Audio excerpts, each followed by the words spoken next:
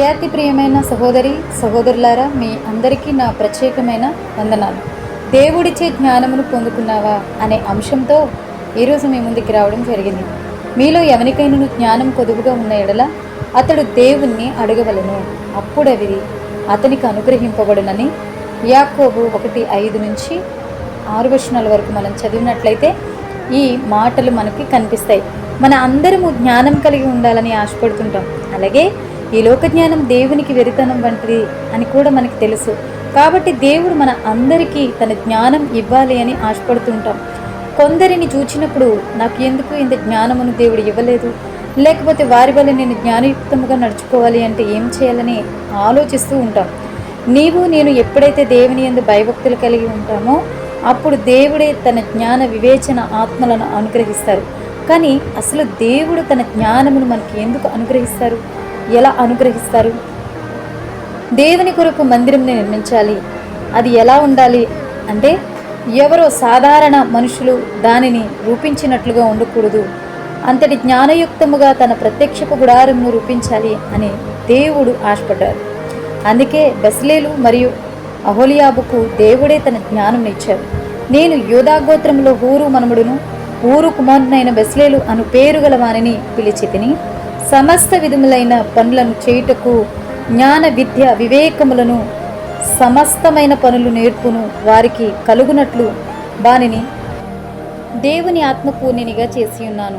మరియు నేను దాను గోత్రములోని అహిసామాకు కుమారుడైన అహోలియాబును అతనికి తోడు చేసి తిని నేను నీకు ఆజ్ఞాపించినవన్నీ చేయునట్లు జ్ఞాన హృదయులందరి హృదయములలో జ్ఞానమును ఉంచి ఉన్నాను అని నిర్గమాకాండ 31:1-6 వరకు మనకు కనిపిస్తుంది.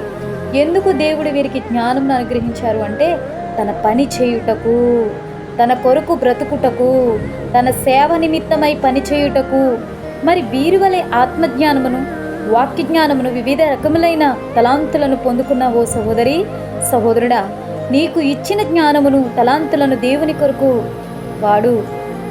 వాడుతున్నావా?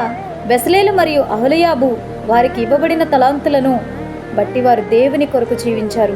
మరి మనకు ఇవ్వబడిన తలాంతులు బట్టి మనం కూడా దేవుని కొరకు వాడబడుతున్నామా?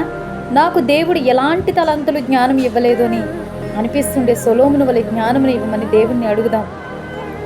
2 దినవృత్తాంతములు 1:9-10 అలాగే 1 రాజులు 4:29-30. ఒకవేళ అడుగుతున్నప్పటికీ ఇంకా నేను పొందుకోలేకపోతున్నాను, ఈ లోకంలో ఎలా జీవించాలి, ఎలా దేవుని సేవ చేయాలి నాకు తెలియడం లేదండి అని అనుకుంటున్నావా?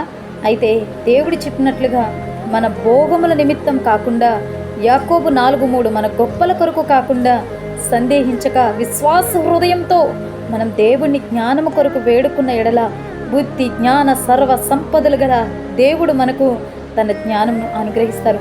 కాబట్టి మనము కూడా ఈ లోకపరమైన జ్ఞానము కొరకు కాకుండా దేవుడు ఇచ్చే పరలోక సంబంధమైన పవిత్రమైన జ్ఞానం అడిగి పొందుకుని దేవుని పనిచేస్తూ దేవుని కొరకు జీవిస్తూ పరలోకమును చేరుకుందాం.